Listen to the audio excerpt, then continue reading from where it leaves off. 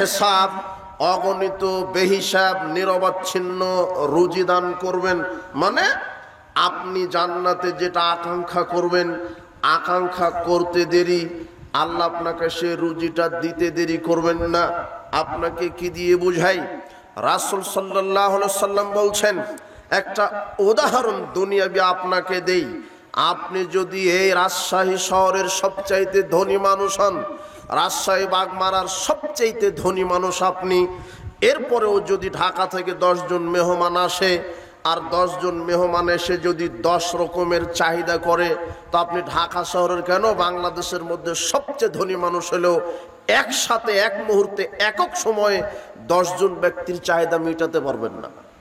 একজন বলবে যে আমি হরিণের গোশ খাবো, আর একজন বলবে যে না আমি পাবদা মাছ খাবো, আর একজন বলবে যে না আমি অমুক বগুড়ার দই খাবো, আর একজন বলবে আমি খুলনার নারকেল খাবো। বিভিন্ন চাহিদা। আপনাকে যদি সেই সময় বাংলাদেশের মধ্যে ধনী মানুষ বানানো হয়, তো এক মুহূর্তে আপনাদের 10 জনের চাহিদা মেটাতে পারবে? পারবে না।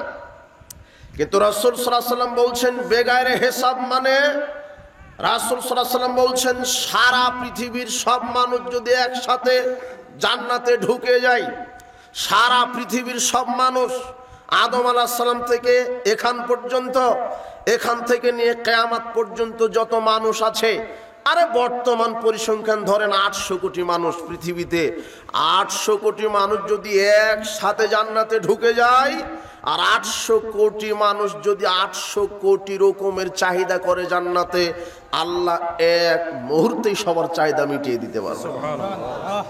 এটাই হলো জান্নাত, এটা হলো বেগারে হিসাব, অগণিত রুজি রুটি সেখানে থাকবে। এটা হলো জান্নাত। আল্লাহ বলছেন যে খারাপ আমল করবে সে প্রতিদান পাবে। মান আমিলা সলিহান ফালিনাফসি, আল্লাহ বলছেন যে ভালো আমল করবে তার প্রতিদান আছে। ওয়ামান আসা ফাআলাইহা, আর যে খারাপ আমল করবে তারও প্রতিদান আছে। যারা ভালো করবে তাদের জন্য জান্নাত, যারা খারাপ করবে তাদের জন্য জাহান্নাম। যারা ভালো কাজ করবে তাদের জন্য নেয়ামতপূর্ণ জান্নাত। আল্লাহ বলছেন ইযা রাআইতা থাম্মা রাআইতা নাঈমা ওয়া মুলকান কাবীরা, জান্নাতবাসীরা যেদিকেই তাকাবে নেয়ামত আর নেয়ামত। জান্নাতে বালাখানা থাকবে, স্বর্ণের তার দ্বারা বোনানো চেয়ার থাকবে, স্বর্ণখচিত আসন থাকবে, জান্নাতীরা হিলান দিয়ে বসে থাকবে। জান্নাতে থাকবে দুধের ঝর্ণা, শরাবের ঝর্ণা, সুমিষ্ট পানির ঝর্ণা। জান্নাতে থাকবে পৃথিবীতে যেই ফল খান অনুরূপী ফল, খেজুর, আঙ্গুর, বেদেনা, কমলা, আপেল যা খাচ্ছেন এগুলি। তবে এমন স্বাদ হবে ব্যতিক্রম, আপনাকে যদি জান্নাতের একটা ফল খেতে দেওয়া হয়, একবার মুখে দিলে দুনিয়াবি সব ফলের স্বাদ আপনি ভুলে যাবেন। জান্নাত নিয়ামতপূর্ণ। জান্নাতীদের বয়স হবে 30 থেকে 33 বছর। তারা কোনোদিন বৃদ্ধ হবে না, বুড়া হবে না। তাদের চামড়া কোনোদিন ঘুষ পড়ে যাবে না, তাদের চুল কোনোদিন পাকবে না, তাদের কোনোদিন অসুখ হবে না, মাথা ব্যথা হবে না, তাদের পেশাব পায়খানা হবে না, শরীর থেকে দুর্গন্ধযুক্ত ঘামও বের হবে না, তারা কোনোদিন মরবে না।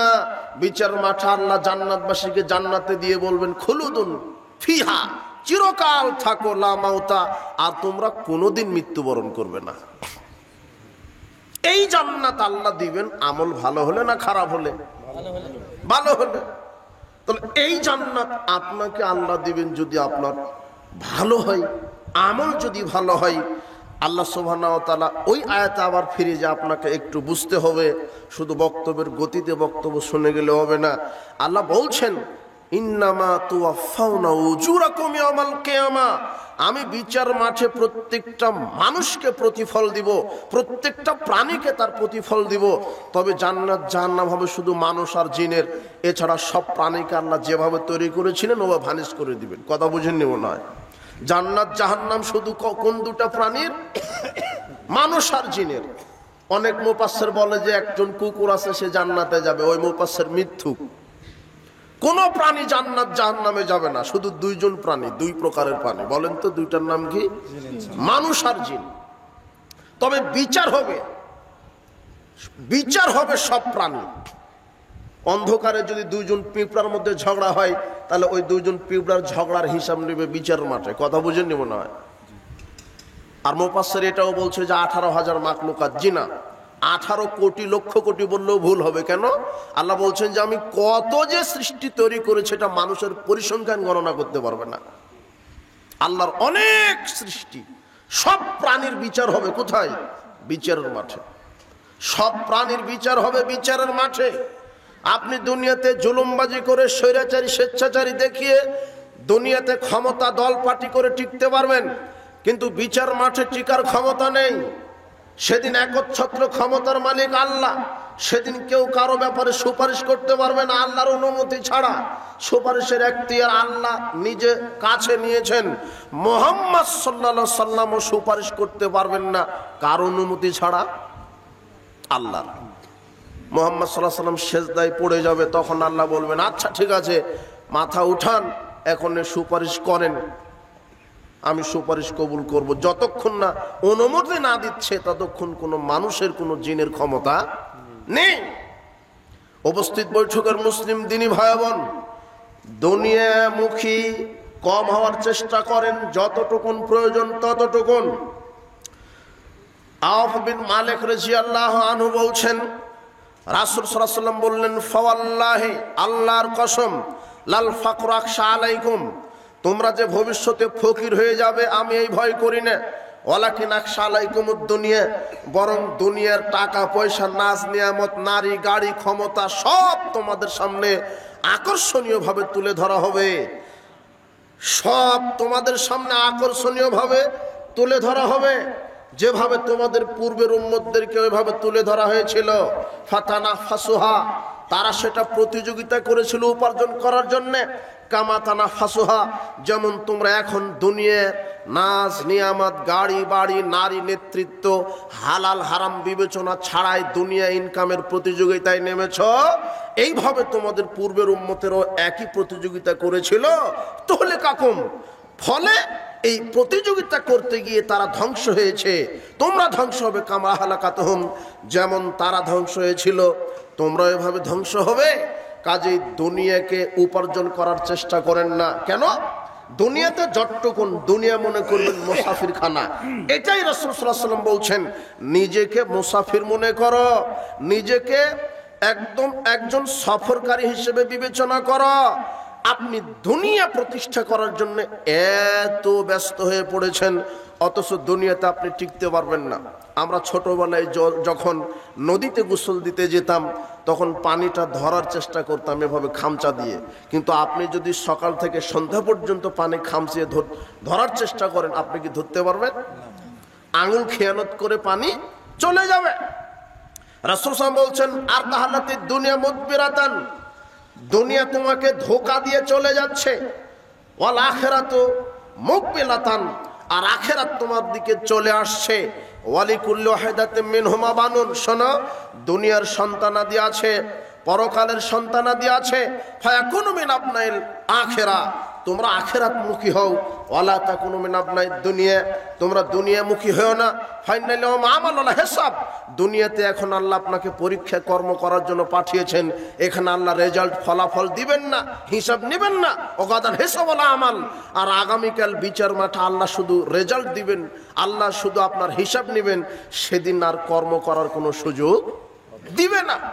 বিচার মাঠে আজকে যারা দুনিয়া নিয়ে ব্যস্ত আছে, খেল তামাশা, নাজ নিয়ামত, অবৈধ হারাম নিয়ে ব্যস্ত আছে, দুনিয়া, পদের লোভ, মর্যাদার লোভ, মালের লোভ, নারী গাড়ি সবকিছু বিবেচনা করছে না পরকালকে ভুলে, তারা বিচার মাঠে আফসোস করে বলবে, রব্বানা আখরিজনা না'মাল সলিহান গায়রাল্লাযী কুননা না'মাল। আল্লাহ এইবারে দুনিয়াতে পাঠিয়ে দাও, এইবারে আবার পাঠিয়ে দাও।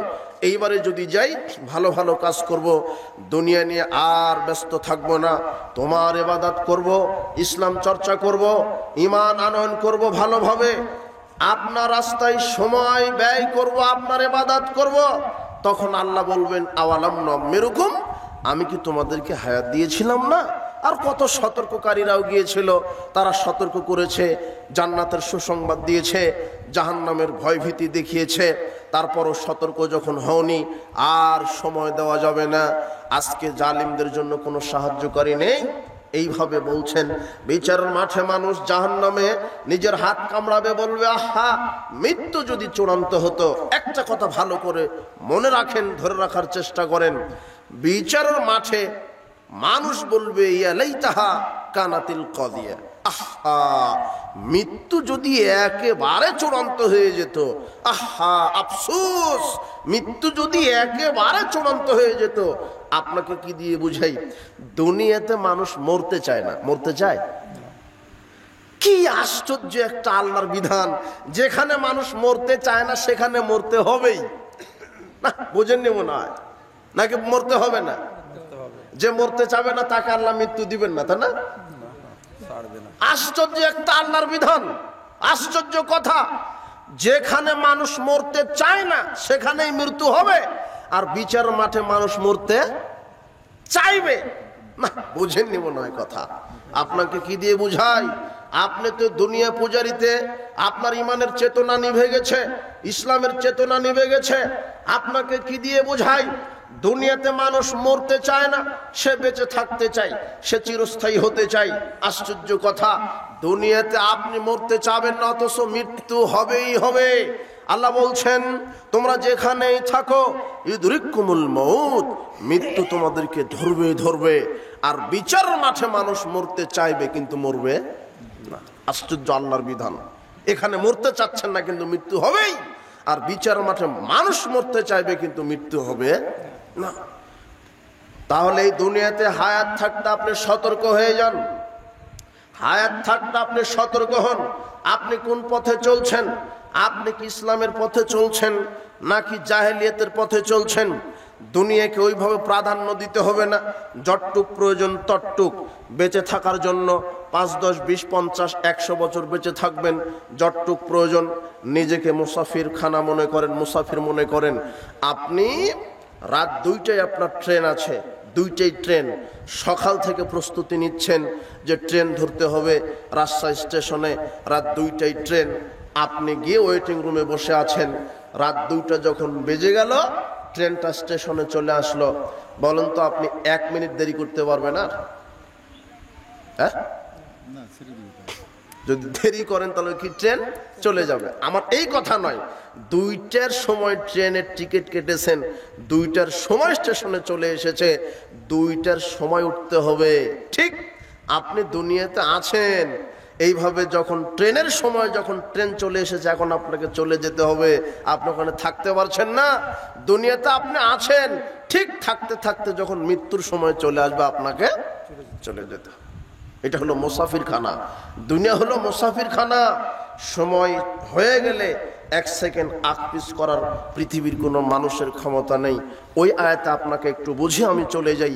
ফামান যুহজিহা আনিন নার উদখিলাল জান্নাহ, আমি বিচার মাঠে যাকে জান্নাতে প্রবেশ করাবো আর জাহান্নাম থেকে বিরত রাখবো, সে হবে সফল কাম। ফাকাত ফাজ, সে হবে সফল কাম। ফাকাত ফাজ, সে হবে সফল কাম। তো সফল বলতে আপনি কি বুঝতে চাচ্ছেন? সফল ব্যক্তিকে দুনিয়াতে আপনার বোঝ অনুযায়ী সফল হলো যে একটা চাকরি করে, যার বাড়ি আছে, গাড়ি আছে, জমি জায়গা আছে, নেতৃত্ব আছে। আপনি মনে করছেন যে এ হলো সফল, ভালো সার্টিফিকেট আছে, বংশ আছে, নেতৃত্ব আছে, ক্ষমতা আছে, গাড়ি আছে, বাড়ি আছে, মনে করছেন সফল। জি না, এগুলি সফলতার মাপকাঠি নয়। আপনি এগুলি সফলতা কেন নিচ্ছেন? দুনিয়ার মালিক আপনি বলছেন এইটা আমি, এই জমির মালিক আমি, এই ফ্ল্যাটের মালিক আমি, আমি অমুক ইঞ্জিনিয়ার, ডাক্তার, আমি অমুক মাস্টার, আমি বড় অমুক কিছু। এগুলি সফলতার মাপকাঠি নয়। আরে এগুলি কেন? আপনি কেন বলছেন যে এই যে 50 একর জমি আমার? 50 একর কেন? সারা পৃথিবীর মালিক যদি আপনাকে বানানো হয় আর আপনার কপালে যদি জান্নাত না থাকে, তাহলে আপনি সবচেয়ে হতভাগা ব্যক্তি। সারা পৃথিবীর মালিক আপনাকে বানিয়ে দেওয়া হলো, আর আপনি বলছেন আল্লাহ আমাকে দেখে না, আল্লাহ আমাকে কল্যাণ দেয়নি, অমুকের কত টাকা, অমুকের কত সম্মান, অমুকের কত মর্যাদা। জি না, আল্লাহ যে আপনাকে কল্যাণে রেখেছেন তার প্রমাণ কি জানেন? আপনি বলছেন যে আল্লাহ আমাকে দারিদ্র করলো কেন?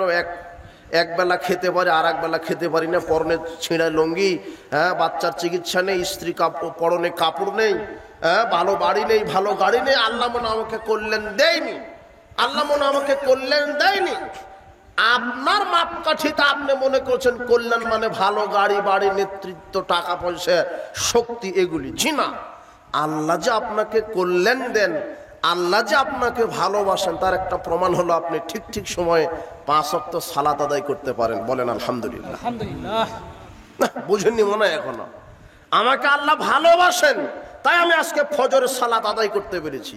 কে ভালোবাসেন বিধায় পেরেছি? আর যে 5 ওয়াক্ত সালাত আদায় করে না, বিশ্বাস করেন আল্লাহ বলছেন, রাসূল বলছেন, লা তাতরুকান্না সালাতান মাকতুবাতান মুতাআম্মিদান। পৃথিবীর মানুষ শোনো, আমি বলে গেলাম, তোমাদের মধ্যে কেউ যদি সজ্ঞানে স্বেচ্ছায় ইচ্ছাকৃতভাবে 1 ওয়াক্ত ফরজ সালাত ছেড়ে দেয়, ফাকাদ বারিয়াত মিনহু জিম্মাতুল্লাহ, ওই ব্যক্তির উপর থেকে আল্লাহর দায়িত্ব আল্লাহ উঠিয়ে নেন, তার ব্যাপারে কোনো দায়িত্ব থাকে না। তা আপনার নেতৃত্ব কি সফলতার মাপকাঠি হলো? আপনার সম্পদ, আপনার শক্তি, আপনার গাড়ি, আপনার বাড়ি? জি না, আপনি সফল, দুনিয়াতেও সফল, বিচার মাঠেও সফল, যদি আপনার সঠিক ঈমান এবং ঈমানের সাথে আপনি আল্লাহর ইবাদত করতে পারেন। বলেন আলহামদুলিল্লাহ। আল্লাহ যে আপনাকে কল্যাণ দিয়েছেন, আল্লাহ যে আপনাকে ভালোবাসেন, এর মাপকাঠি হচ্ছে আমি দৈনিক 5 ওয়াক্ত ফরজ সালাত কাকে সন্তুষ্ট করার জন্য আদায় করতে পারি, এটাই। তাহলে বুঝতে পারবেন যে আল্লাহ তুমি আমাকে কত ভালোবাসো, তাই তো আজকের ইসলামী সম্মেলনে নিয়ে এসেছো। আল্লাহ তুমি আমাকে কত ভালোবাসো, তাই তো রমাদানের 30টা সিয়াম রাখার তৌফিক দিয়েছো। আল্লাহ তুমি আমাকে কত ভালোবাসো, তাই তো আমাকে 5 ওয়াক্ত সালাত আদায় করার তৌফিক দিয়েছো। এইটাই হলো আল্লাহর ভালোবাসার নমুনা। আপনি মনে করেছেন এটাই হলো আল্লাহর কল্যাণের নমুনা, কিন্তু আপনি মনে করেন যে না, আল্লাহ মনে আমাকে ভালোবাসে না, না আছে ভালো গাড়ি, না আছে ভালো বাড়ি, না আছে শক্তি, না আছে নেতৃত্ব। জি না, এগুলি সফলতার মাপকাঠি নয়। নেতৃত্ব যদি সফলতার মাপকাঠি হতো, তাহলে ফেরাউন তো 400 বছর প্রধানমন্ত্রী ছিল। কথা বুঝেননি মনে হয়?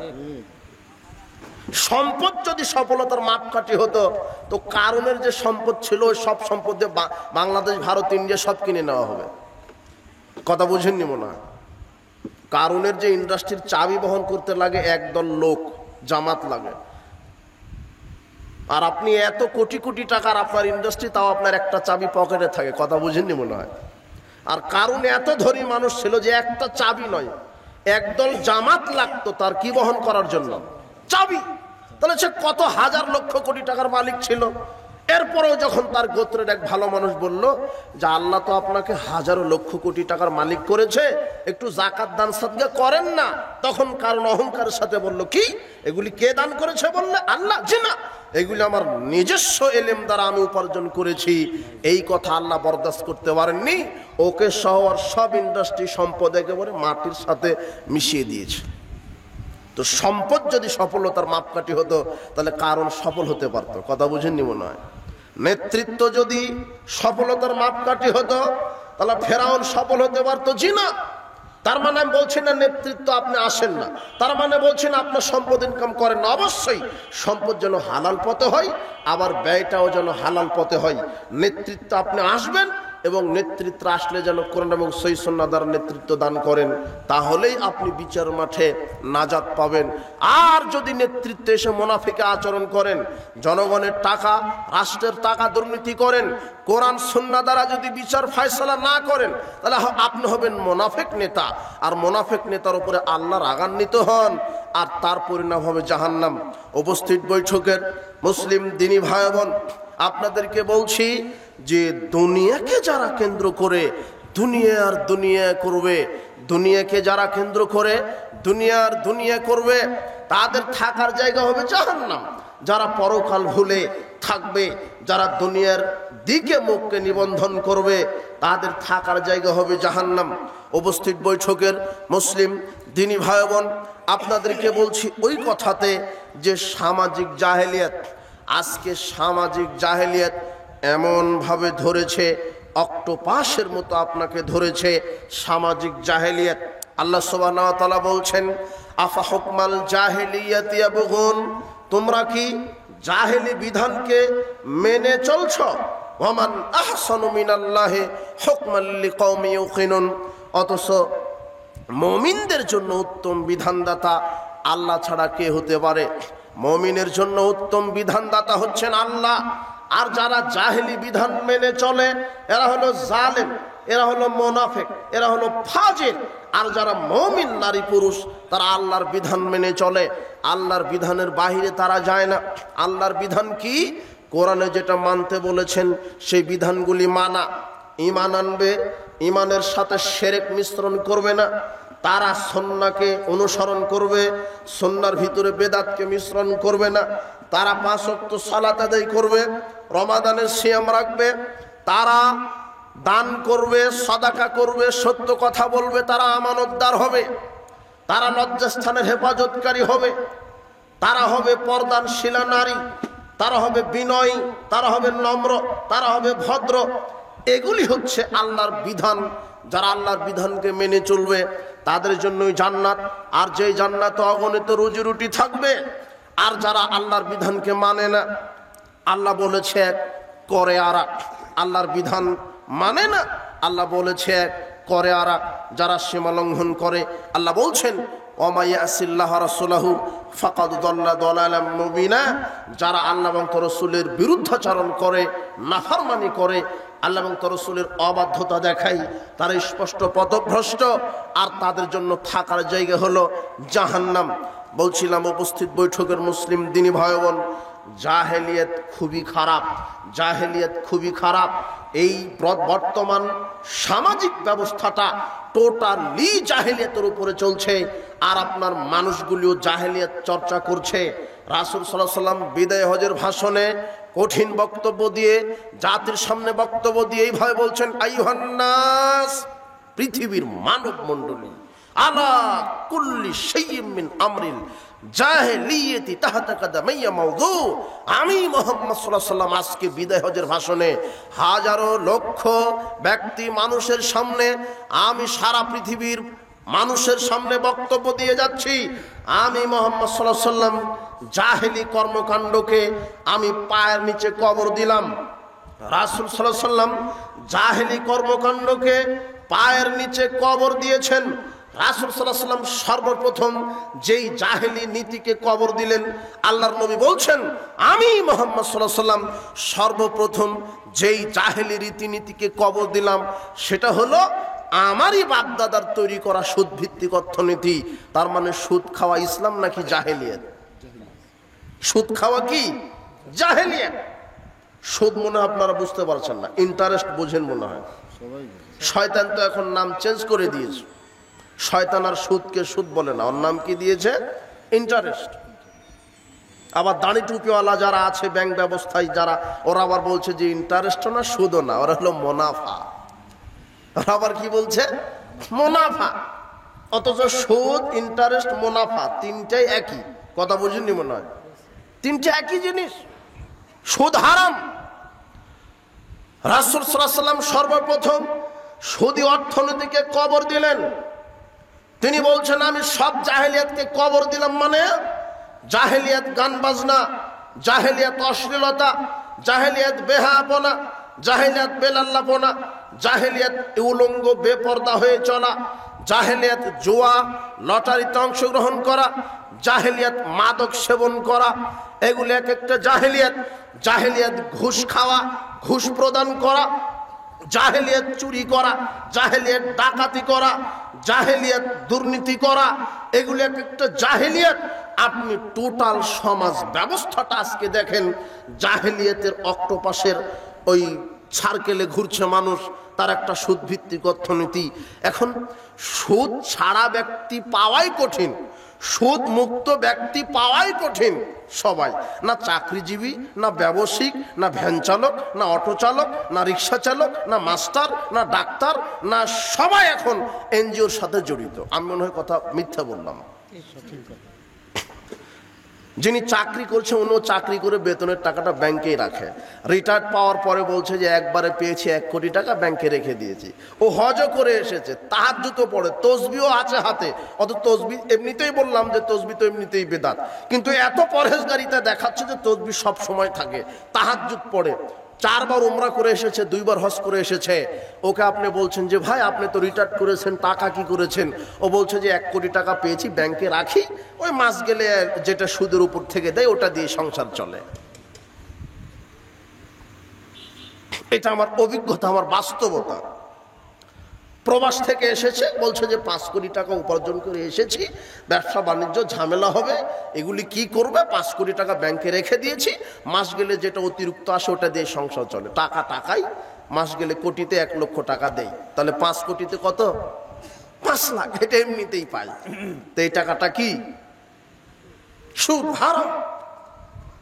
সবাই সুদের সাথে জড়িত, সবাই হারামের সাথে জড়িত প্রায়। আপনাকে ধর্ম কি দিয়ে বোঝাই আমি? এটা হলো জাহেলিয়াত, সুদী অর্থনীতি, জাহেলিয়াত, যা সবাই জড়িত। আপনার এই এলাকার একটা অটো চালক অটোটা কিনেছে ব্যাংক থেকে লোনের টাকা দিয়ে, রিক্সা চালক রিক্সাটা কিনেছে ব্যাংক থেকে লোনের টাকা দিয়ে, মুদির দোকানদার মুদির দোকান দিয়েছে, আরে পানের দোকান দিয়েছে ব্যাংক থেকে লোনের টাকা দিয়ে। বলছে মৌলানা সাহেব আমি ওই যে জুতার শোরুম দিয়েছি 5 কোটি টাকা খরচ হয়েছে, তো টাকা কোথায় পেয়েছে? তো ব্যাংক থেকে লোনের টাকাতে। তো ব্যাংকের লোন কি জাকাতের টাকা না সুদের টাকা? সুদ হারাম, আজকে তওবা করতে হবে। এগুলো হচ্ছে হারাম। ব্যাংকের লোন সুদ। ব্যাংক বলতেই যে খারাপ ওটা নয়। ইসলামী রাষ্ট্র যদি কায়েম হয়, সুদমুক্ত যদি দেশ থাকে, তাহলে সুদমুক্ত ব্যাংক ব্যবস্থা চলবে। তো বর্তমান আমরা দেখতে পাচ্ছি সব ব্যাংকে কি আছে? সুদ আছে। তার মানে এর লেনদেন হারাম, ব্যাংকের লেনদেন হারাম। আপনি সুদের সাথে জড়িত থাকলেন কেন? আল্লাহ সুবহানাহু ওয়া তাআলা বলছেন লা তাকুলুর রিবা, তোমরা সুদ ভক্ষণ করো না। ইয়ামহাকুল্লাহু রিবা বিস সাদাকাত, আমি সুদকে সংকুচিত করেছি আর দানকে বর্ধিত করেছি। হাল্লাল্লাহুল বায়া হারামার রিবা, আমি সুদকে হারাম করেছি আর ব্যবসাকে হালাল করেছি। আল্লাহ কোরআন মাজিদে বহু জায়গাতে সুদের বক্তব্য দিতে গিয়ে বলেছেন সুদ হারাম, সুদ আমি হারাম করেছি, ব্যবসাকে হালাল করেছি। আব্দুল্লাহ ইবনে হানজালা রাদিয়াল্লাহু আনহু বলছেন রাসূল সাল্লাল্লাহু আলাইহি ওয়াসাল্লাম বলেছেন দিরহাম রিবা ইয়াকুলু রাজুলু আলা মাসাদমি সিত্তাতি খালাসিনা জিনিয়াতান, কেউ যদি কোনো পুরুষ ব্যক্তি যদি 1 টাকা সুদ খায়, সুদের সাথে জড়িত থাকে, 36 বার জেনা করলে যেই পাপ হয়, 1 দিরহাম 1 টাকা সুদের সাথে জড়িত থাকলে তার চাইতে বেশি পাপ হয়। আবু হুরায়রা রাদিয়াল্লাহু আনহু বলছেন রাসূল সাল্লাল্লাহু আলাইহি ওয়াসাল্লাম বলেছেন আর রিবা উসাবনা জুজান, সুদের পাপের 70টি স্তর আছে। আইসারুহা ইয়ানকারাজুল উম্মাহু, সুদের সবচেয়ে ছোট পাপ হলো মায়ের সাথে জেনা করা। আমি এই খয়রা এলাকার যুব সমাজকে ঐক্যবদ্ধ হতে বলছি। ইসলাম মানে শুধু মনে করো না হজ মৌসুমে গিয়ে হজ করে আসবার হয়ে গেল ইসলাম। তোমরা ঐক্যবদ্ধ হও। যুব সমাজকে বলছি তোমরা আজ থেকে ঐক্যবদ্ধ হও। আগামীকাল সকালে খয়রা এলাকার 100 জন যুবককে একত্রিত করো।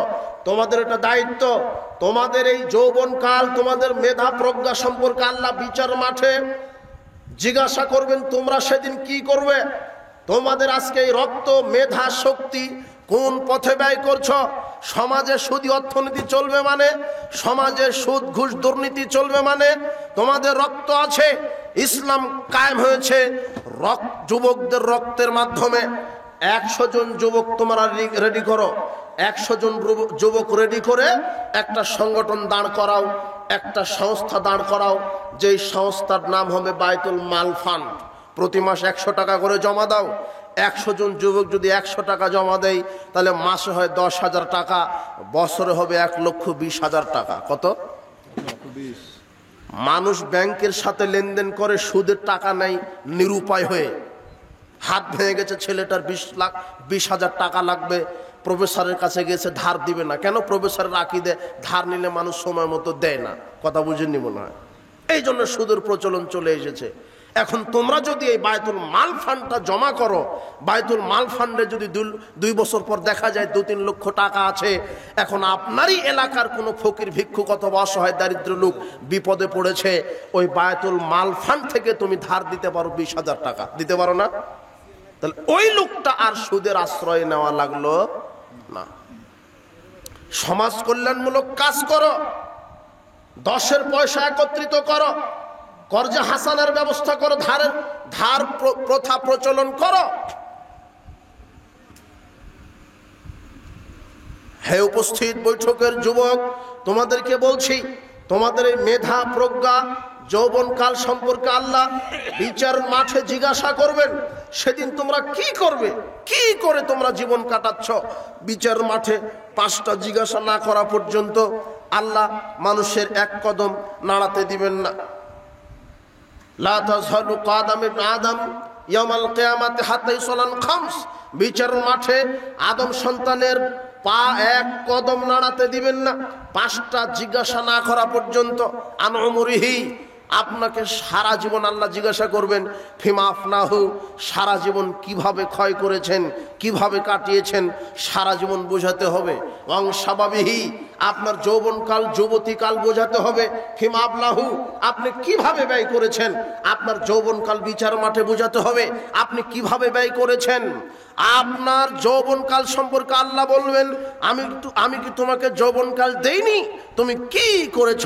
হে যুবক, তুমি আজকে তাসের আড্ডায়, জোয়ার আড্ডায়, মাদকের আড্ডায়, গান বাজনার আড্ডায় এইভাবে করে আপনার নগ্ন নারী, গান বাজনা, খেলতামাশা, বিজাতীয় অপসংস্কৃতি, 31st নাইট, পয়লা বৈশাখ, এই তো গত তারিখ আমি তোমাকে দেখলাম ল্যাংটা হয়ে রমনার বটমূলে নাচানাচি করলে। তুমি আবার সৌদি আরবকে গালি দাও, তুমি আবার মদিনা শহরকে গালি দাও, তুমি আবার মদিনার আলেমকে গালি দাও।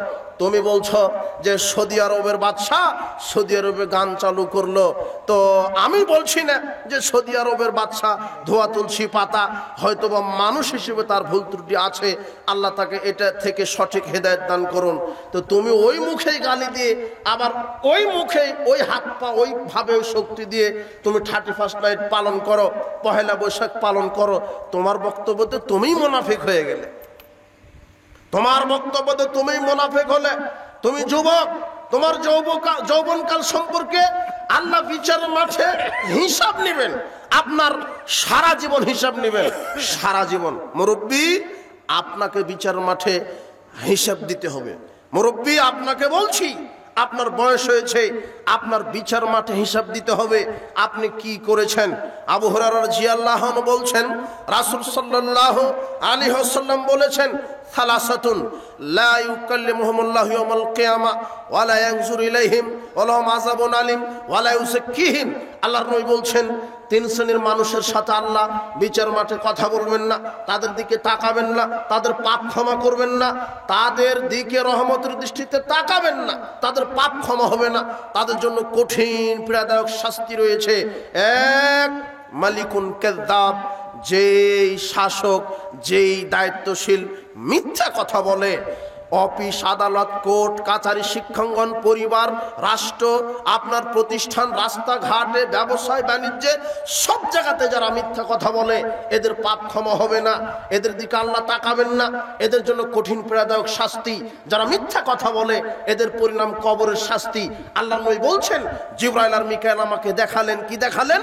আমি যখন গেলাম বাইতুল মুকাদ্দাসের দিকে নিয়ে যাচ্ছিলেন, তো আমি দেখলাম ফাইজা রাজুলুন জালিসুন ওয়া রাজুলুন কায়িমুন বিয়াদিহি কাল্লুবুম মিন হাদিদ। আমি অনেক দৃশ্য দেখলাম, তার একটা দৃশ্য দেখলাম যে আমি যখন বাইতুল মুকাদ্দাসের দিকে যাচ্ছিলাম তখন আমাকে কবরের শাস্তি দেখানো হলো স্বচক্ষে। আমি দেখলাম যে কিছু মানুষের পাশে কিছু ব্যক্তি দাঁড়িয়ে আছে, ওই হাতে লোহার সাঁড়াশি নিয়ে আছে, লোহার সাঁড়াশি দিয়ে গালটা চিরে দিচ্ছে। যখন প্রথম গাল চিরে দিচ্ছে, দ্বিতীয় গাল ভালো হয়ে যাচ্ছে, দ্বিতীয় গাল যখন আবার চিরে দেয়, প্রথম গাল ভালো হয়ে যায়। ফায়াসনাউ ইলাহি ইয়াউমিল কিয়ামা, এইভাবে তার গাল চিরে দিতে থাকা হবে কিয়ামতের দিন পর্যন্ত। আমি বললাম, মাহাদা, এই ব্যক্তিটা কে যার গাল চিরে দেওয়া হচ্ছে? তখন জিবরাইল আর মিকাইল বলছেন, ফাকাযাবুন ইউহাদ্দিসু বিল কাযবাতি, এই ব্যক্তিটা হলো মিথ্যুক, যে মিথ্যা কথা বলতো। মিথ্যা কথা বললে কবরের শাস্তি, গাল চিরে দেওয়া হবে। মিথ্যা কথা বললে কবরের শাস্তি, গাল চিরে দেওয়া হবে। এরপর আমরা সামনের দিকে গেলাম, আমাকে সামনের দিকে নিয়ে যাওয়া হলো। সামনের দিকে গিয়ে আশ্চর্য একটা দৃশ্য দেখলাম। হাত্তা আতাইনা আলা রাজুলিন মুস্তাজিন আলা কাফাহু, এমন একটা দৃশ্য দেখলাম। রাজুলুন কায়মুন আলা রাসিহি বিফিরিন আও সাখরাতিন ইউসদাকু বিহি রাসুহু ফাইদা দারাবাহু তাদাহাদাল হাজারু ফানতালাকা ইলাইহি। আমি দেখলাম একজন ব্যক্তি শুয়ে আছে, তার মাথার পাশে একজন ব্যক্তি দাঁড়িয়ে আছে, হাতে বিরাট পাথর নিয়ে। যখন পাথরটা তার মাথায় মারছে, পাথর মারার সাথে সাথে মাথাটা চৌচির হয়ে যাচ্ছে, ফেটে পাথর দূরে চলে যাচ্ছে। আমি পাথরটা আনতে আনতে, ওই লোকটা পাথরটা আনতে আনতে মাথা আবার ভালো হয়ে যাচ্ছে, আবার মাথায় মারছে পাথর, আবার মাথা ফেটে চৌচির হয়ে যাচ্ছে। এইভাবে মাথা ফাটাতেই আছে। থাকবে কতদিন? জিবরাইল মিকাইল বলছে এইভাবে কিয়ামত পর্যন্ত থাকবে। আমি বললাম মানহাদা, যে ব্যক্তি তার মাথা ফাটানো হচ্ছে এই ব্যক্তি কে? যে ব্যক্তিটার মাথা ফাটানো হচ্ছে এই ব্যক্তিটা কে? তখন জিবরাইল আর মিকাইল বলছেন ফরাজুলুন আল্লামাহুল্লাহুল কোরআন। ওই ব্যক্তি হলো আলেম, ফাজিল, কামেল, দাওরা পাস, হলো আলেম মানুষ। আলেম মানুষের মাথা ফাটানো হবে, তো কি অপরাধ?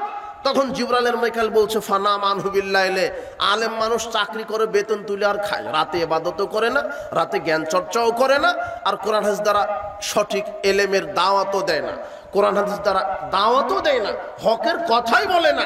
হক জানে আলেম, এই লোকটা হক জানে কিন্তু হক বলে না। কেন?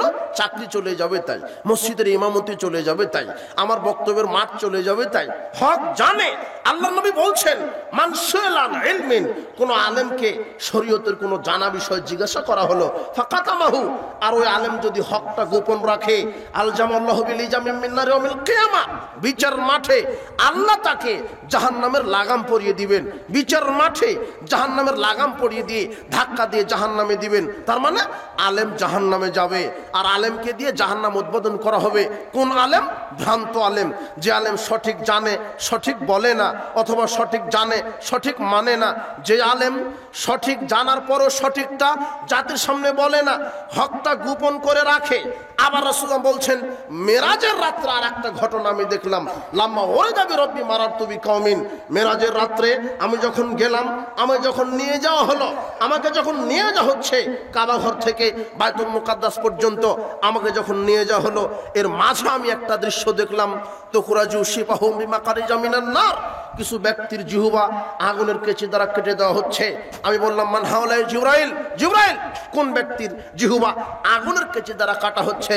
তখন জিবরাইল বলছেন শোনেন, হাওলায় খুতবা মিন উম্মতিক, এরা আপনার উম্মতের বক্তাগণ, এরা আপনার উম্মতের মাওলানা, এরা হচ্ছে আপনার উম্মতের মুহাদ্দিস, মাওলানাগণ, মুফাসসির, এরা বক্তা, এরা বক্তব্য দিত। হক জানার পরে হক বলতো না, অথবা হক জানার পরে নিজে আমল করতো না। মানুষের ভয়ে চাকরি চলে যাবে তাই, সমাজ কি বলবে, এতদিন করে আসলাম, বাপ দাদা থেকে করে আসছি, এখন কি বলবে? যারা এইভাবে বাপ দাদার দোহাই দিয়ে, দেশাচারের দোহাই দিয়ে, লৌকিকতার দোহাই দিয়ে, যারা শিরককে শিরক বলতে পারে না, যারা বেদাতকে বেদাত বলতে পারে না, এই শ্রেণীর আলেমের জিহ্বা আগুনের কেচি দ্বারা কাটা হবে। এই শ্রেণীর আলেমকে কবরে মাথা ফাটানো হবে, আর এই শ্রেণীর আলেমকে দিয়ে জাহান্নাম উদ্বোধন করা হবে। উপস্থিত বৈঠকের মুসলিম দিনী ভাই বোন, সাধারণ মানুষ তো বহুদূরের কথা, বিচার মাঠে আলেমই বিপদে। কে বিপদে? আলেম, যে সঠিকটা বলে না, সমাজে সঠিকটা বলতে পারে না, বলতে পারে না শিরকের বিরুদ্ধে কথা বলতে পারে না, অথচ বলতে হবে শিরক, কবর পূজা শিরক, মাজার পূজা শিরক, খানকা পূজা শিরক, পীর পূজা শিরক, খাম্বা পূজা শিরক। আপনার এই 31st নাইট, এইভাবে আপনার পয়লা বৈশাখ, মঙ্গল শোভাযাত্রা, আপনার বর্ষবরণ, এগুলি পালন করা শিরক।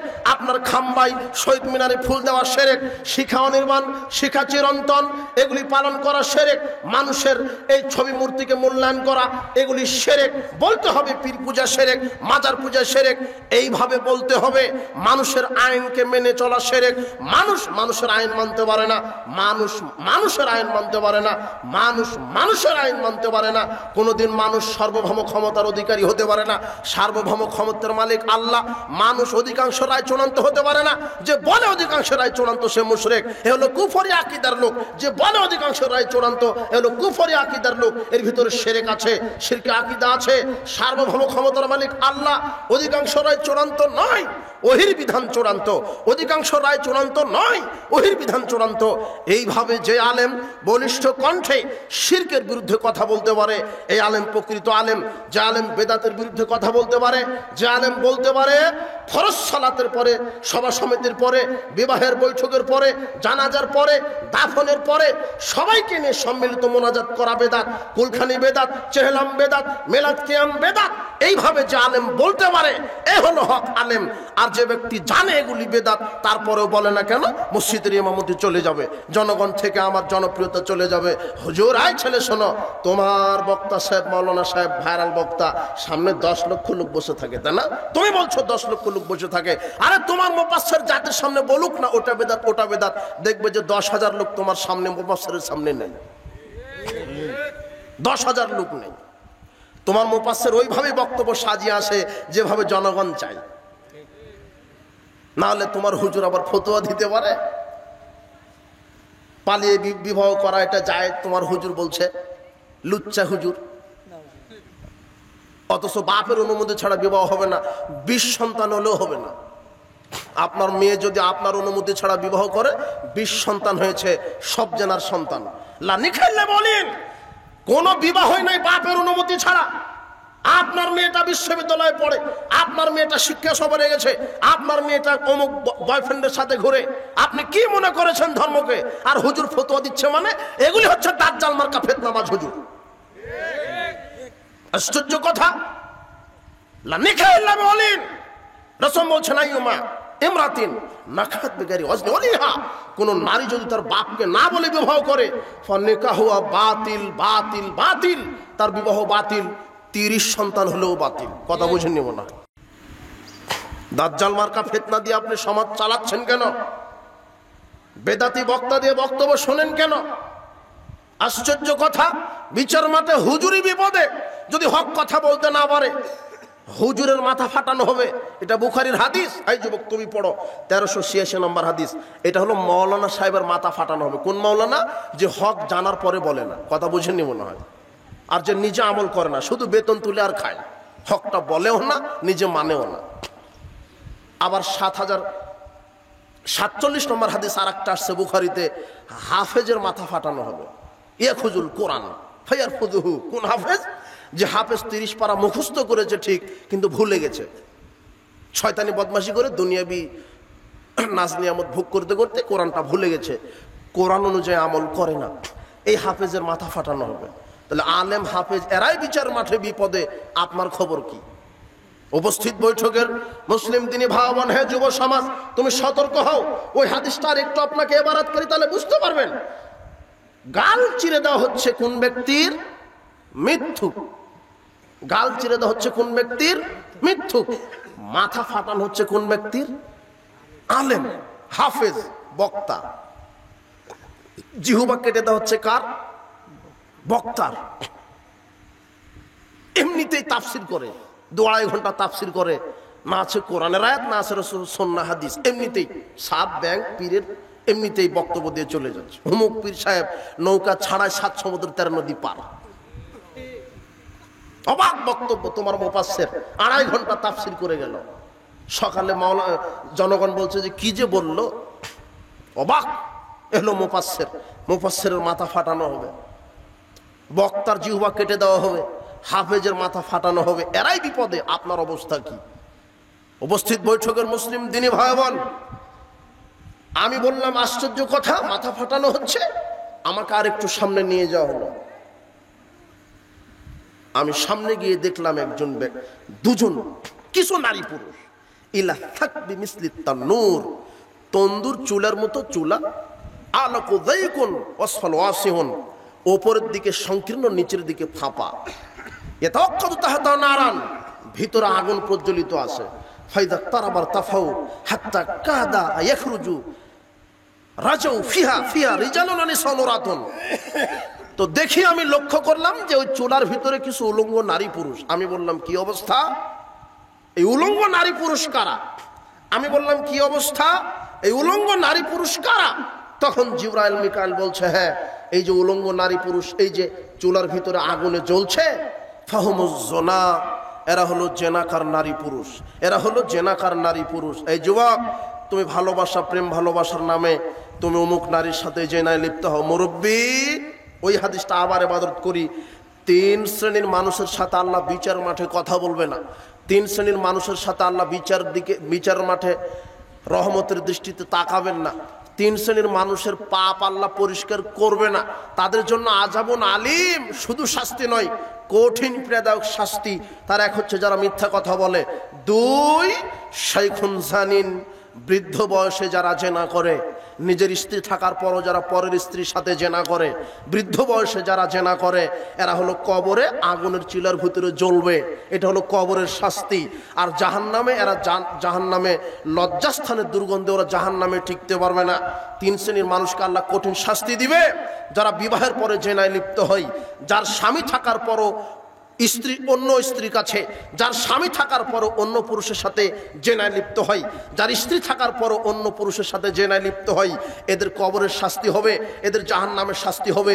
এদের কবরে আগুনের চুলাতে আল্লাহ পুড়িয়ে দিবেন, এটা কবরের শাস্তি। আমি এগুলি দৃশ্য দেখলাম, আর আমাকে সামনের দিকে নিয়ে যাওয়া হচ্ছে। দেখতে দেখতে আর একটা লোককে আমি দেখলাম। কোন লোকটা? এমন একটা লোক, হাত্তা আতাইনা ইলা নাহরিম মিন দাম। আমরা এইভাবে যেতে যেতে একটা রক্তের নদীর পাশে গেলাম। তো আমি লক্ষ্য করে দেখলাম যে রক্তের নদীর মধ্যে একটা লোক দাঁড়িয়ে আছে, আর আরেকটা লোক কিনারাতে পাথর নিয়ে দাঁড়িয়ে আছে। লোকটা যখন ওই কিনারাতে আসার চেষ্টা করছে, পাথর মারার সাথে সাথে লোকটা আবার রক্তের নদীতে হাবুডুবু খাচ্ছে। আমি বললাম, মানহাজা, ওই ব্যক্তির এই কি অপরাধের কারণে রক্তের নদীতে হাবুডুবু খাচ্ছে, ওখানে চুবানো হচ্ছে কেন?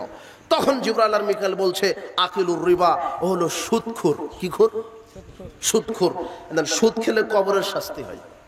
আর আশ্চর্য একটা পাপ, সুদের পাপ, যে সুদ যারা দুনিয়াতে খাবে, ব্যাংকের সাথে, সুদী ব্যাংকের সাথে যারা জড়িত থাকবে। আপনি কাপুরুষ নাকি সকালে স্ত্রীকে পাঠাচ্ছেন কেন অফিসারের কাছে? আশ্চর্য কথা। আপনার ওটা কে শিখালো? 2 জনেই ভিক্ষা করেন, তবুও জান্নাতে যাওয়ার সম্ভাবনা আছে। কিন্তু সুদের সাথে জড়িত থাকলে, হারাম খেলে জান্নাতে যাওয়ার সম্ভাবনা নেই। স্বামী স্ত্রী 2 জনেই কাল থেকে ভিক্ষা করেন, জান্নাতে যাওয়ার সম্ভাবনা আছে, হবে ইনশাআল্লাহ। ওই যে রক্তের নদীতে হলো সুদ খাচ্ছে, হলো সুদখোর। আর আশ্চর্য একটা পাপ, সুদের পাপ, যে সুদখোর বিচার মাঠে উঠবে পাগলের মতো, জিনে ধরা পাগলের মতো, জিনে ধরা রোগীর মতো। সুদখোর বিচার মাঠে উঠবে জিনে ধরা রোগীর মতো। মৃগী রোগ চিনেন কি? মৃগী রোগ। মৃগী রোগ যখন ধরে, ও গোড়াতে গোড়াতে পানিতে পড়ে মারা যায়। ওর শেষ থাকে না যে এটা পানি আর এটা স্থলভাগ। তো ঠিক সুদখোরের ওই জ্ঞান বিবেক বুদ্ধি থাকবে না, মনে হচ্ছে যা তাদেরকে জেনে ধরেছে। উপস্থিত বৈঠকের মুসলিম দিনী ভাই বোন, জাহেলিয়াতের রক্তপাশে বর্তমান সামাজিক অবস্থাটা হাবুডুবু খাচ্ছে।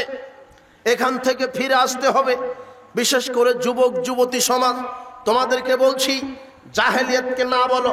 সুদী অর্থনীতি হারাম, ঘুষ খাওয়া হারাম, দুর্নীতি করা হারাম, গান বাজনা শ্রবণ করা হারাম। তুমি গান বাজনা শ্রবণ করবে মানে আল্লাহ সুবহানাহু ওয়া তাআলা বলছেন, আমিনান নাসি মান ইয়াশতারি লাহওয়াল হাদিস লিউদিল্লা আন সাবিলিল্লাহি বিগাইরি ইলম ওয়া ইয়াত্তাখিযাহা হুজুয়া উলাইকা লাহুম আযাবুম মুহিন। আল্লাহ বলছেন, পৃথিবীতে অনেক মানুষ আছে যারা গান বাজনা শ্রবণ করে, পাগলের মতো, জ্ঞানহীন মতো গান বাজনা খরিদ করে, গান বাজনা শ্রবণ করে, মোবাইলে গান বাজে, টিভিতে গান বাজে। যারাই গান বাজনা শ্রবণ করে, রাসূল বলছেন, লা তাত্তাবিউল কাইনাত, তোমরা নর্তকী, নায়িকা গায়িকা গান বাজনা ক্রয় বিক্রয় করো না। ওয়ালা তাশতারুহুন্না, তার ব্যবসা করো না। আসামানুহুন্না হারাম, গান বাজনার ব্যবসা হারাম। অত আল্লিমুহুন্না, গান বাজনা ছেলে মেয়েকে শিখিয়ে দিও না। অথচ নৃত্যকলা একাডেমি শুরু হয়েছে। আর এখন শিক্ষা ব্যবস্থার প্রথম ধাপেই এটা প্রাইমারি ক্লাস 1-এর বাচ্চাকে গান বাজনা শেখানো হচ্ছে।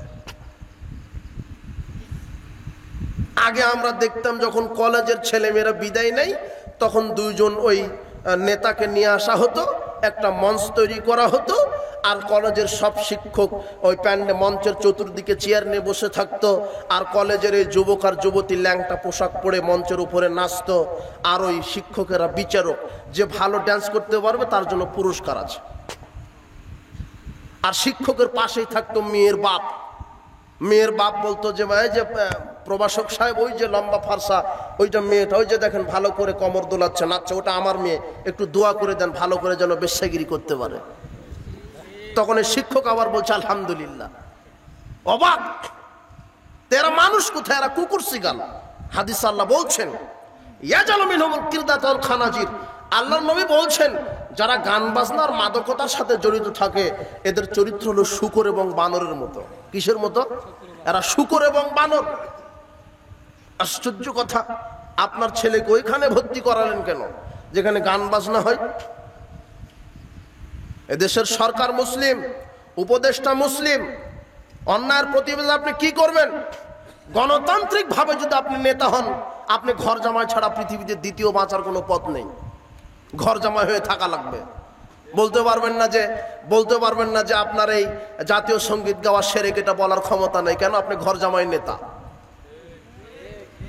আপনি গণতন্ত্রে। কখনো হিন্দুর অ্যাক্টিং করা লাগবে, কখনো হিজড়ের, কখনো মুসলিমের, কখনো খ্রিস্টানের। না হলে আপনার এরকম কেন অযোগ্য নেতৃত্ব আপনাকে দিয়ে দেখতে পাই? আশ্চর্য কথা। আরে বেকুব, আপনি যে বললেন যে আমরা মন্দির পাহারা দিব, আপনি মন্দির পাহারা দেন আর আহলে হাদিস মসজিদ ভেঙে ফেলেন, আপনি কেমন নেতা? আপনি আহলে হাদিস মসজিদ ভাঙবে মানে আপনি কিভাবে নেতৃত্ব দেন? আপনি বলতে পারেন না সংসদে জোরাও মুসলিম, মসজিদ ভাঙবে কেন? আশ্চর্য কথাটা কিভাবে হয়? ভারতে মসজিদ ভাঙে হিন্দুরা আর বাংলাদেশে মসজিদ ভাঙে বেদাতিরা। একই চরিত্র এদের। মসজিদ ভাঙবে হিন্দুরা, সহ্য করা যায়, মুসলিম কেন মুসলিমের মসজিদ ভাঙবে? আশ্চর্য কথা। এই বেদাতিরা এত খারাপ, এই বেদাতিরা ইবলিশের এত এজেন্ট, এরা যদি সুযোগ পায় কাবা ঘরও ভেঙে দিতে যাবে। এরা মসজিদ ভাঙে কোন অপরাধে? জোরে আমিন বলে এই জন্য। রাফাল আদায় করে, 12 তাকবীরদের সালাত আদায় করে, মসজিদে মহিলারা 5 ওয়াক্ত সালাত আদায় করে, এই অপরাধে এরা আহলে হাদিসের মসজিদ ভেঙে দেয়। কি কাবা ঘরে 12 তাকবীরদের সালাত হয় না? কাবা ঘরে জোরে আমিন বলা হয় না? কাবা ঘরে পার সাথে পা মিলানো হয় না? কাবা ঘরে রাফাল আদায় করা হয় না? এই অপরাধে যদি বাংলাদেশের মসজিদ ভাঙতে পারে, এই কাঠমোল্লা বেদাতিরা কাবা ঘরও কি করে দিবে? বেদাতিরা কত খারাপ বুঝতে পারছেন? এই হলো বেদাতির বেদাতি। এরা হলো ইবলিশের চেলা, ইবলিশের এজেন্ট, ইবলিশের পাক্কা একটা করে দালাল এরা। এদের এই সব হুজুর মাওলানা থেকে সাবধান। বিচার মাঠে ফয়সালা। আহলে হাদিসদের সংখ্যা নাই এ কথা ঠিক, অর্থ নাই, জনবল নাই এ কথা ঠিক, সামরিক শক্তি নেই এই কথা ঠিক। ওয়াল্লাহি আল্লাহর কসম, আহলে হাদিসের দলিলের পাওয়ার আছে আলহামদুলিল্লাহ। দলিল ছাড়া আহলে হাদিস বাচ্চারা কথা বলে না। তোমার অন্ধ মুকাল্লিদ, তোমার পীর যদি বলে পেশাব খাও, তুমি তো পেশাবই খাও। হাদিসে থাকলেও হুজুর বলেছে বাবা, মানা যাবে না। আশ্চর্য কথা। আর হুজুরকে, আরে হুজুরকে, পীরকে, মৌলানাকে, মুফাসসিরকে, আরে হুজুর কাকে বলে, মৌলানা কাকে বলে, মুফাসসির কাকে বলে? কে তোমার হুজুর, মৌলানা, মুফাসসির, মুফতি, মুফাসসির? আশ্চর্য কথা। তুমি মুহাম্মদ সাল্লাল্লাহু আলাইহি ওয়াসাল্লামকে চিনো? মুহাম্মদ সাল্লাল্লাহু আলাইহি ওয়াসাল্লামকে তুমি মুহাম্মদ সাল্লাল্লাহু আলাইহি ওয়াসাল্লামকে চিনো? এই বেদাতি, তোমাকে বলছি, আপনাকে বলছি, মুহাম্মদ সাল্লাল্লাহু আলাইহি ওয়াসাল্লামকে কি আপনি চিনেন?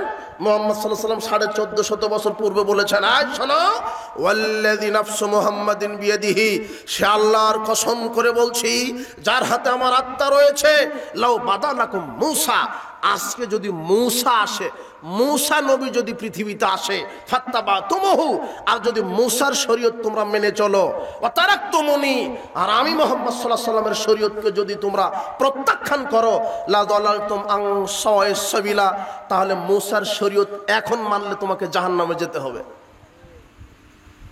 মুহাম্মদ সাল্লাল্লাহু আলাইহি ওয়াসাল্লামের শরীয়ত বিদ্যমান থাকতে পৃথিবীর অন্য কোন নবীর তরিকা চলে না, সেখানে তোমার কাঠমোল্লার তরিকা চলবে কি করে? কথা বুঝেননি মনে হয় আমার। যেখানে মুহাম্মদ সাল্লাল্লাহু আলাইহি ওয়াসাল্লামের শরীয়ত থাকতে পৃথিবীর অন্য কোনো কাদের তরিকা টিকে না, নবীদের। সেখানে মাযহাবের দোয়া দিয়ে তুমি ধর্ম মেনে কি করবা? মাযহাব কাকে বলে বেটা? তোমার পীর কাকে বলে? তোমার আলেম ফকির কাকে বলে? মুফাসসির কাকে বলে? যেখানে অন্য কোন নবীর তরিকা চলছে না, কার তরিকার সামনে? মুহাম্মদ সাল্লাল্লাহু আলাইহি ওয়াসাল্লামের সামনে। আশ্চর্য কথা। এই জন্য সঠিক আকীদা মানহাজ বুঝতে হবে, সঠিক আকীদা মানহাজ বুঝতে হবে। শিরক মুক্ত বেদাত মুক্ত আমল করতে হবে। যতদিন আমাদের দেশ শ্বাস থাকবে আমরা এইভাবেই কোরআন এবং সহিহ সুন্নাহর পক্ষে প্রতিনিধিত্ব করে যাব। হাফিজ ইবনুল কাইয়্যিম রাহিমাহুল্লাহ, ইমাম বুখারীর উস্তাদ আলী ইবনুল মাদিনী তিনি বলেছেন, পৃথিবীতে একটা দল হকের উপরে থাকবে, হুম আহলুল হাদিস। তারা হচ্ছেন আহলুল হাদিস। উলাইকা হিজবুল্লাহ, তারা হচ্ছেন আল্লাহর সেনাবাহিনী। আলা ইন্না হিজবাল্লাহি হুমুল মুফলিহুন, আর আল্লাহর সেনাবাহিনী সফল। আলহামদুলিল্লাহ। উপস্থিত বৈঠকের মুসলিম দিনী ভাই বোন, জাহেলিয়াতের অক্টোপাসে আপনার সামাজিক ব্যবস্থাকে সংকীর্ণতা করে দেওয়া হয়েছে। মানুষের কাছে আজকে জাহেলিয়াত ভালো লাগে, গান বাজনা শ্রবণ করতে ভালো লাগে, অথচ গান বাজনা শ্রবণ করা হারাম। যারা গান বাজনা শ্রবণ করে শরীয়ত এদেরকে মানুষ বলেনি, কুকুর শ্রীগাল বলেছে, শুয়োর বলেছে। আপনাকে কি দিয়ে বুঝাই? যারা মাদক সেবন করে, আশ্চর্য কথা, আপনি হুজুর, আপনি মৌলানা, আপনি মুরব্বী লোক, আপনি কি করে জর্দা খেতে পারেন? আপনি কি করে বিড়ি সিগারেট খেতে পারেন? আপনি কি করে, এই যুবক শোনো, তুমি ইমান বিক্রি করে দিছো মাদকতার কাছে। তোমাকে মাদক আজকে ইয়াবা, হিরোইন, ফেন্সিডিল শিখিয়েছে তোমার এই বিড়ি সিগারেট জর্দাগুল। তুমি আগে এগুলি সেবন করে তারপরে তুমি বিড়ি সিগারেট জর্দাগুলের পরে তুমি আজকে ইয়াবা, ফেন্সিডিল সেবন করো। তুমি মাদকতার কাছে তোমার ইমানকে বিক্রি করে দিয়েছো, অথচ মাদকতা হলো জাহেলিয়াত। আল্লাহ বলছেন, ইয়া আইয়ুহাল্লাযীনা আমানু ইন্নামাল খামরু, হে বিশ্বাসীগণ, আমি মদকে হারাম করে দিলাম। এটা শয়তানের কাজ, আমি মদকে হারাম করে দিলাম। রাসূল সাল্লাল্লাহু আলাইহি ওয়াসাল্লাম বলছেন, কুল্লু মুসকিরিন খামরিন, প্রত্যেক নেশা জাতীয় দ্রব্য হচ্ছে মদ, কুল্লু খামরিন হারাম, আর প্রত্যেক মদ হচ্ছে হারাম। যে জিনিসের ভিতরে নেশা আছে সেটা হলো মদ, আর মদ হলো হারাম। মা আসকারা কাসিরুহু ফাকালিলুহু হারাম। আল্লাহ নবী বলছেন, যে জিনিসটা বেশি খেলে মানুষের বিবেক নষ্ট হয় তার অল্পটা হারাম। মদ কোরআন হাদিসের নির্দিষ্ট কোনো বস্তুর নাম নয়। গোটা কোরআন হাদিস আপনাকে যদি ছেড়ে দেওয়া হয়, কোথাও বিড়ি সিগারেট, জর্দা, গুলিয়া বা ফেন্সিডিল, গাঁজা, হিরোইন, প্যাথিডিন এগুলির নাম পাবেন না। শুধু বলা আছে মদ হারাম। কিন্তু রাসূল সাল্লাল্লাহু আলাইহি ওয়াসাল্লাম ব্যাখ্যা করে বলেছেন, ওইটার নাম মদ যেটা খেলে মানুষের বিবেক লোপ পায়, যেটা খেলে মানুষ মাতলামি করে। এখন আপনি বলবেন, হুজুর আমি তো জর্দা খাই। কই, আমি তো মাতলামি করি না, তার মানে জর্দা মদ নয়। অথচ রাসূল বলছেন, যেটা বেশি খেলে বিবেকের ক্ষতি হয় তার অল্পটাই মদ। এখন আপনি জর্দা খান পানির সাথে 1 গ্রাম 2 গ্রাম, কিন্তু আপনাকে যদি 200 গ্রাম খাওয়াই দেখি, আপনি যদি 200 গ্রাম একসাথে খেয়ে নেন, তাহলে আপনার বিবেক কাজ করবে না। তার মানে বেশি খেলে যদি মাতলামি হয় তার অল্পটা খাওয়া হারাম। আপনি জর্দা খাচ্ছেন কেন? জর্দার ভিতরে নিকোটিন আছে, ওটা হলো বিষ আছে। জর্দা ওটা হলো হারাম বস্তু, নেশাদার বস্তু। জর্দা যারা পান দিয়ে খায় তারা তো চিবিয়ে খায়, আর যারা বিড়ি সিগারেট খায় তারা আগুন দিয়ে পুড়িয়ে খায়। বস্তুটা তো একই। আপনি জর্দা খাবেন কেন? এই যুবক শোনো, আজ থেকে তওবা করো, বিড়ি সিগারেট, জর্দা, গুলিয়া বা ফেন্সিডিল ত্যাগ করো, এগুলি মাদক। আল্লাহর নবী বলছেন, মান শারাবাল খামরা লাম ইয়ারদাল্লাহু আনহু 40 লাইলা। কেউ যদি একবার সিগারেট মুখে দেয়, একবার বিড়ি মুখে দেয়, একবার যদি মদ মুখে দেয়, আল্লাহ তার উপরে 40 দিন রাগান্বিত থাকেন। 40 দিন, 40 দিন তার কোনো ফরজ নফল ইবাদত কবুল হয় না। 40 দিন। আর যারা মদ খায়, দেখেন এদের শারীরিক অবস্থা দেখেন, আর্থিক অবস্থা দেখেন। মদ তোমার অর্থনীতিকে ধ্বংস করবে, যৌবনকে ধ্বংস করে, শক্তিকে ধ্বংস করে, ইমানকে কমিয়ে দেয়, আমল কবুল হতে দেয় না। পরকাল জাহান্নাম। পরকালে পরিণাম কি? জাহান্নাম। হে উপস্থিত বৈঠকের মুসলিম দিনী ভাই বোন, হে যুবক, তোমাকে বলছি, মাদকতাকে না বলো, গান বাজনাকে না বলো, এই বিজাতীয় অপসংস্কৃতিকে কবর দাও। আজ থেকে তওবা করো, মাদক যেন তোমার মুখে না ওঠে। আজ থেকে তওবা করো। তুমি যেটা খাও, তোমার শিক্ষক খায়, তোমার মাস্টার খায়, প্রত্যেকটা দিক বিভাগ শ্রেণীর লোক খায়, বিড়ি সিগারেট জর্দা গলিয়াবা খায়। আর এমন খাবার যেটা ও ছাড়া পৃথিবীর কোনো প্রাণী খায় না, কুকুর শুয়োর চিগাল কেউ খায় না। তুমি যে বিড়ি সিগারেটটা খাও, ওটা তোমার ওই বাড়ির কে গরুয়ে খায় না, ছাগলে খায় না, কুকুরেও খায় না, শুধু তুমি খাও, তোমার মাস্টার খায়, আর তোমার মসজিদের হুজুর খায়। তোমার তো লজ্জা শরম থাকা দরকার। আজকে আপনি তওবা করেন। মাদক হারাম, গোল মুখে দিবেন না, গোল হারাম, জর্দা হারাম। আজকে তওবা করেন। এগুলো হচ্ছে সামাজিক জাহেলিয়াত, গান বাজনা জাহেলিয়াত, মাদক জাহেলিয়াত, জেনাবা বিচার জাহেলিয়াত, আপনার জুয়া লটারি জাহেলিয়াত। এখন আপনার ওই মোবাইলে যুবক যুবতী জুয়া খেলছে, ক্রিকেটে জুয়া, ফুটবলে জুয়া, বলছে যে এইবারে গোল হলেই তোমার সাথে আমার 10,000 টাকা বাজি, এবারে গোল হবে দেখো। এই যে জুয়া শুরু হলো, তার মানে ফুটবল ওটা টিভিতে খেলা দেখা হারাম, ক্রিকেট টিভিতে খেলা দেখা হারাম। জুয়া কোনো নির্ধারিত খেলার নাম নয়, যেটাতে টাকার হার জিত আছে ওটাই জুয়া খেলা। তুমি যদি টাকা দিয়ে এই মাঠেই টাকা দিয়ে যদি ক্রিকেট খেলো, ওটা হারাম খেলা। এই মাঠেই যদি তুমি ফুটবল খেলো টাকা দিয়ে, ওটাই হারাম। এমনি শরীর চর্চার জন্য খেলতে পারেন, যেখানে হার জিত নেই, টাকার কোনো কারবার নেই, এমনি শরীর চর্চার জন্য ক্রিকেট, ফুটবল, ভলিবল খেলো, এতে নিষেধ নেই। আর যেটা শরীর চর্চা হয় না, ওটা টাকা থাকলেও হারাম, না থাকলেও হারাম। যেমন ছক্কা খেলছো, লুডু খেলছো, ক্যারাম তাস খেলছো, আপনার ছেলেটাই খেলে, ওই ক্যারাম খেলার, ছক্কা লুডু খেলা হারাম। আল্লাহর নবী বলছেন, মান লাইবা বিনারদিস শির ফাকান্নামা ইয়াদাহুল হামাল খিনজুর দামিহি, যে ব্যক্তি ছক্কা লুডু তাস ক্যারাম এগুলি খেললো, জুয়া খেললো, স্বর নিক্ষেপ করলো, সে তার 2 হাতকে শূকরের মাংস এবং রক্তে ডুবিয়ে দিল। ফাকাদা সাল্লাহ রাসূলুহু, সে আল্লাহ এবং তার রাসূলের নাফরমানি করলো। আপনার ছেলে, আপনার মেয়েটাই জুয়া খেলে, আপনার ওই মোবাইলে আছে ফ্রি ফায়ার, পাবজি, আরো যেন কি কি আছে। আর মোবাইল একটা আশ্চর্য বস্তু, বর্তমান জেনারেশনকে মূর্খ বানিয়ে দিচ্ছে।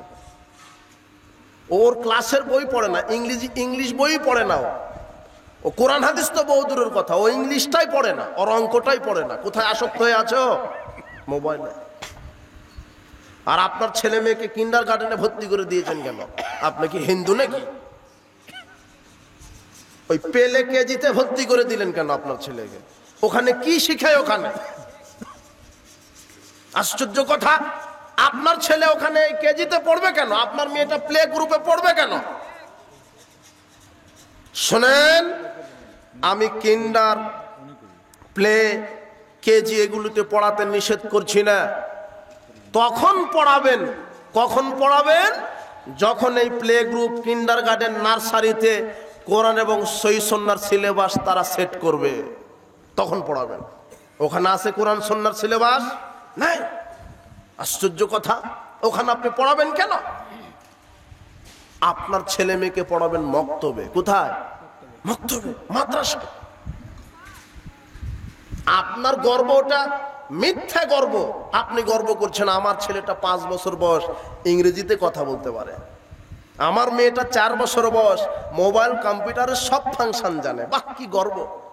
কিন্তু অজুই শিখেনি, ফাতিহা জানে না, সালামি দেওয়া শিখেনি।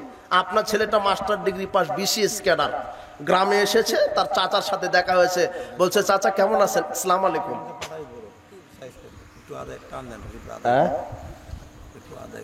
কি আদায় করবেন এখানে? আপনি কথা বলছেন কেন? আদায় হয়নি?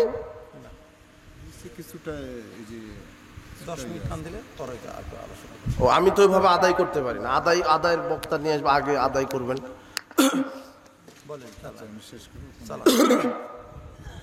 তাহলে আপনার ছেলেকে আপনি কি শেখালেন?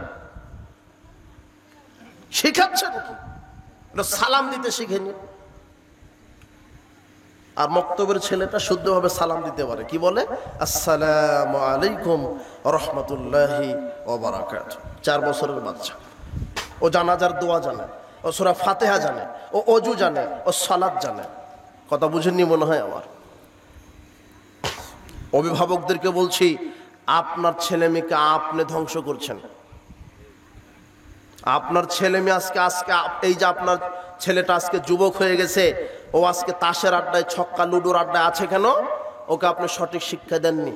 আপনার মেয়েটা উলঙ্গ হয়ে ঘুরে মানে ওকে আপনি সঠিক শিক্ষা দেননি। রাসূল সাল্লাল্লাহু আলাইহি ওয়াসাল্লাম বলছেন, কুল্লু মাউলুদিন ইউলাদু আলাল ফিতরা, প্রত্যেকটা সন্তান ইসলামী স্বভাব নিয়ে জন্মগ্রহণ করে। ফাবাহু ইউহাওবিদানিহি আও নাসরানিহি আও মাজসানিহি, পিতা মাতা তাকে ইহুদি খ্রিস্টান অগ্নি পূজক বানায়, পিতা মাতা তাকে বেনামাজি বানায়, পিতা মাতা তাকে মুশরিক বানায়। বাপ যদি সালাত আদায় না করে বেটাও সালাত আদায় করবে না, মা যদি পর্দা না করে বেটিও করবে না। কথা বুঝেননি মনে হয়? কেন, বেটা তো নিজে জানে বাপই হারাম খায়, মদ খায়, আমিও লাগাই। বেটি জানে মাই তো লুচ্চামি করে, তা আমার করলে সমস্যা কি? যে মা নিজে পর্দা করে না সে কি তার বেটিকে বলতে পারবে বেটি পর্দা কর? বুঝেননি মনে হয় আমার কথা? এই জন্য অভিভাবক আপনি সাবধান। আপনার প্রত্যেকে দায়িত্বশীল। বিচার মাঠে আজকের এই যুবক যুবতী আল্লাহকে বলবে, আল্লাহ নাজালহুমা তাহতা আকদামিনা লা ইয়াকুনা মিনাল আসফালিন, ওই যে আমার নেতা, ওই যে আমার পিতামাতা আমাকে পথভ্রষ্ট করেছে, তাদেরকে নিয়ে আসেন, তাদেরকে পায়ের তলে লাথি দিয়ে জাহান্নামে যাব। এর চাই তার অপমানের আর কি হতে পারে? এই জন্য অভিভাবক যারা আছেন আপনি সতর্ক হন। আজকে গোটা সামাজিক ব্যবস্থাটা জাহেলিয়াত, বেপরদার নগ্নতায়, সুদ ঘুষ দুর্নীতি, গান বাজনা, জেনা ব্যভিচার, মাদকতা, জুয়া, লটারি, চুরি ডাকাতি, ছিনতাই, রাহাজানি। মানুষ একটা অসুস্থ প্রতিযোগিতায় নেমে গেছে সামান্য এই ক্ষণিকের দুনিয়া ভোগের জন্য। আশ্চর্য কথা। এই জন্য আপনি সাবধান হন। বিশেষ করে যুব সমাজকে জাগ্রত হতে বলছি। হ্যাঁ যুব সমাজ, আজকে তোমরা তওবা করো। আজকে থেকে বলো, মরা পর্যন্ত আর 5 ওয়াক্ত সালাত ছেড়ে দেব না। ওয়াদা করতে পারবে? ওয়াদা করো। আজকে থেকে 5 ওয়াক্ত সালাত আর কোনোদিন ছেড়ে দিব না। মাদক আজকে থেকে আর কোনোদিন খাবো না। জেনা করব না। শোনো, বাইনাল আবদ ওয়া বাইনাল কুফর তারকুস সালাত। কাফের আর মুশরিকের মধ্যে পার্থক্য হচ্ছে সালাত। কি? কাফের আর মুশরিকের মধ্যে, কাফের আর মুসলিমের মধ্যে পার্থক্য কি? সালাত। যে ব্যক্তি 5 ওয়াক্ত সালাত আদায় করে সে মুসলিম, আর যে করে না সে কাফের।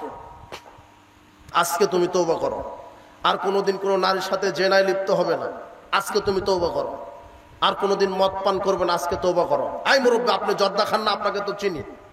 আপনি শুধু কি মনে করেছেন জোরে আমিন বললে আহলে হাদিস হওয়া যায়? কে বলেছে আপনাকে? রাফালাই দেন করলে আহলে হাদিস হওয়া যায়? পায়ের সাথে পা মেললে আহলে হাদিস হওয়া যায়? বউকে ল্যাংটা করে বাহির করে দেন কেন? বাজারে যাবে কেন বউ মার্কেট করতে ঈদের? আপনার মেয়ে কেন ওইভাবে আপনার উলঙ্গ হয়ে চলবে? আশ্চর্য কথা। আহলে হাদিস বলতে শুধু কি জোরে আমিন বলাকে বলে? বউ যদি ল্যাংটা হয়ে চলে আপনি আহলে হাদিস নন, আপনি আহলে মুনাফিক। আপনি জোরে আমিন বলছেন মসজিদে আর পকেট থেকে জর্দাটা খেয়ে জর্দা দিয়ে পান খাবেন, আপনি আহলে মুনাফিক। আপনি আজকে তওবা করেন, আপনি কোনোদিন জর্দা মুখে দিবেন না। আপনার বাড়িতে যে আছে আপনার স্ত্রী, তাকে বলেন যে গুল যেন কোনোদিন মুখে না দেয়। গুল খাওয়া গু খাওয়া সমান কথা, তার চেয়ে বেশি। অরুচিকর খাবার যেটা কুকুরে শুয়োরে খায় না সেটা প্রিন্সিপাল খায়, অবাক। সেটা মসজিদের হুজুর খায়। আর এরা এত বলদ, অরিজিনাল বলদ, যারা বিড়ি সিগারেট জর্দা গুল খায়। বলদ বুঝেন কি বলদ? আপনার তো রাজশাহীর মানুষ। মানে যে সিগারেটটা কিনছে ওর সিগারেটের গায়ে লেখা আছে ধূমপান বিষপান খেলে ক্যান্সার হয়, তাও খায়। কথা বুঝেছেন কি? আল্লাহ আপনাকে সঠিক বোঝার তৌফিক দান করুন। যুব সমাজ আজকে তওবা করো। আর খারাপ বন্ধুদের সাথে ঘুরবে না, ভালো বন্ধুদের সাথে ঘুরবে। যারা ঈমান আছে, মুখে দাঁড়িয়ে আছে, প্যান্ট টাকনোর উপরে আছে, 5 ওয়াক্ত সালাত আদায় করে, এই ভালো বন্ধুদের সাথে ঘুরো, তাহলে তুমি ভালো হবে। রাসূল বলছেন যে ভালো বন্ধুর উদাহরণ আতর বিক্রেতার মতো, আর খারাপ বন্ধুর উদাহরণ কামারের হাপড়ালার মতো। আতর বিক্রেতার সাথে বসে থাকলে টাকা দেখে নিতে পারবে, না হলে আতর বিক্রেতা এমনিতেই দিতে পারে তোমাকে, 1 ডিব্বা দিয়ে দিল। কিনেও যদি না নাও আর এমনিতে যদি নাও দেয়, আর একজন যদি ক্রেতা গিয়ে বলে যে আতর দেন, ওকে যখন দিতে লাগবে ডিব্বা খুলতে সুগন্ধি তোমার নাকে চলে আসবে। আসবে না? কেউ ঠেকাতে পারবে না। আর খারাপ বন্ধুর সাথে ঘুরবে, একটা গাঁজা খুরি আবাখুরের সাথে ঘুরছো, ও শুধু একাই আবা খাবে না, তোমাকেও দুপুরা গাঁজা খাইয়ে দিবে। এটা হলো সঙ্গ দোষে লোহা ভাসে। লোহা কিন্তু পানিতে ছেড়ে দিবেন, ডুবে যাবে। কথা বুঝেননি মনে হয়? আর কাঠের সাথে লাগিয়ে দিবেন, কাঠ তো ভাসবে ভাসবে, কাকে ভাসাবে? লোহাকেও ভাসাবে। এই জন্য অভিভাবক আপনাকে বলছি, আপনার ছেলেটা কার সাথে ঘুরে তদন্ত করেন, আপনার মেয়েটা কোন বান্ধবীর সাথে ঘুরছে তদন্ত করেন। আই যুবক শোনো, 5 ওয়াক্ত সালাত যা আদায় করে মুখে দাঁড়িয়ে আছে প্যান্ট টাকনুর ওপরে, এর সাথে বন্ধুত্ব করো। তোমার কোনো পাপের কারণে যদি জাহান্নাম ঘোষণা হয়, তাহলে তোমার এই মুমিন বন্ধুকে আল্লাহ বলবেন যাও তুমি সুপারিশ করে জান্নাতে নিয়ে চলে যাও। আর তুমি দুনিয়াতে যে গাঁজা খায় তার বন্ধুই বেশি। এক যুবক আফসোস করে বলছে, হুজুর আমি তো এলাকায় চলি, কাউকে আমার সাথে সঙ্গী পাই না, সবাই হারামখোর গাঁজাখোর। তো আমি তখন তাকে হাদিস শোনাই, ওয়ালাউ আনতা আযযা বিআসলি শাজারাতিন, আল্লাহর নবী বলছেন এমন একটা ফিতনা চলে আসবে পাশে কাউকে পাবে না, তুমি তখন ওই বট গাছের শিকড় ধরে কামড়ে ওখানে পাতা খাও, মরে যাও, তবু বাতিলের সাথে মিশা যাবে না, জান্নাত হবে। এই যুবক শোনো, খারাপ বন্ধুর সাথে মিশবে না। ওই যে একটা ছেলে বক্তব্য দিল না, সুন্দর বক্তব্য দিয়েছে, 7 শ্রেণীর লোককে আল্লাহ আরশের নিচে কি দিবে? শাবুন শাফি ইবাদাতিল্লাহ, তার একটা যৌবন বয়সে যারা ইবাদত করে। আর আরেকটা আছে রাজুলানে তাহাব্বান ফিল্লাহ ইসতামা আলাইহি, ওই দুই বন্ধুকে একসাথে জান্নাতে আরশের নিচে জায়গা দিবেন, যেই বন্ধু সেফ বন্ধুত্ব করে আল্লাহকে সন্তুষ্ট করার জন্য।